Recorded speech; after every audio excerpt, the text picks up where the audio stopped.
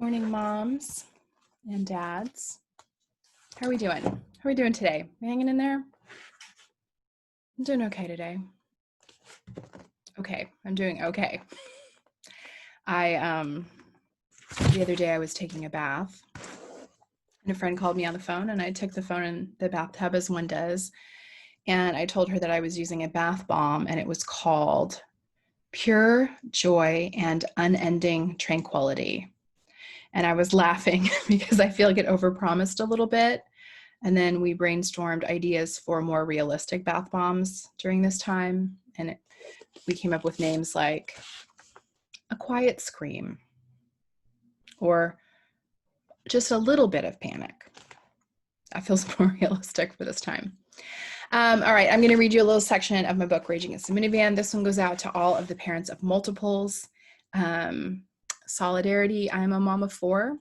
It is definitely challenging during this time, especially as we are approaching, many of us, more distance learning. Yay! More school from home. No joke, in this book, I say that one of my saving graces as a mother is sending my children off to school. That's not looking likely for me this year. Anyway, this is for moms of multiples, although parents of one child will probably relate. And I will say this before I read this, as much as I like to snark, I actually really do love having 4 kids. I actually like it a lot.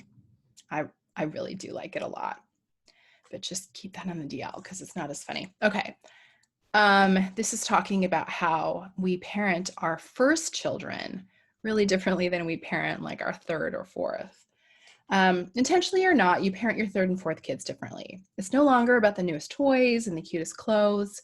It's no longer about making sure each child has the right amount of visual stimulation. It's no longer about making sure a child is happy and involved in activities that will, according to research, make them the smartest kid in the class. It's about survival for you and for them. Moms of multiple kids go with the flow. We make sacrifices and lower standards in order to give our attention to more important things.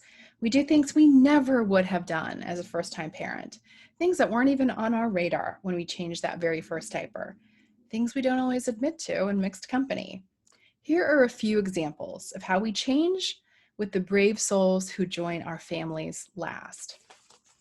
We pick up a pacifier up off the floor and pop it right back in the kid's mouth without washing it.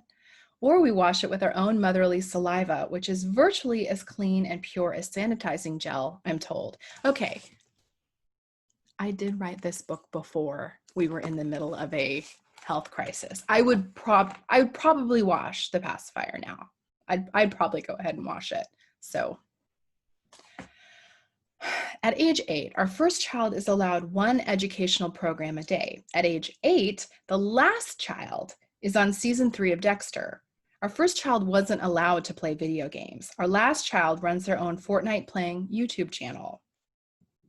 We've pretty much given up on all baby-proofing products by the time we have our 3rd or 4th child, because we know that much sooner than we expect, they're going to learn to crawl out of the crib, undo the straps on the high chair, scale up the top of the baby gate, and undo the catch on the kitchen cabinet.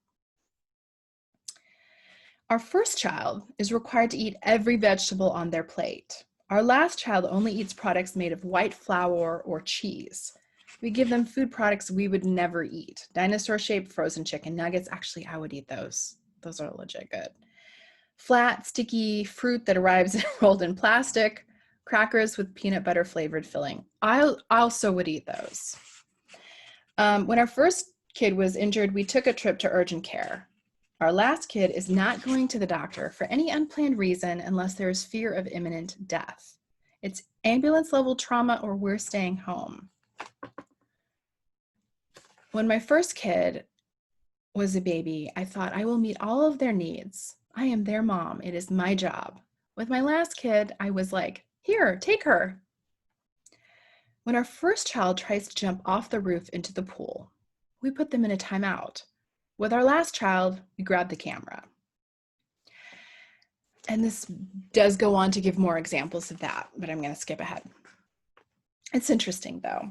The mother of 4 that I've become is probably healthier than the mother I was with the first 2.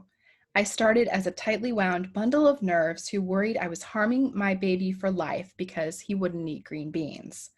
Now I'm a mom who watches 4 kids have a food fight on the front porch, laughing because they'll remember this for the rest of their lives.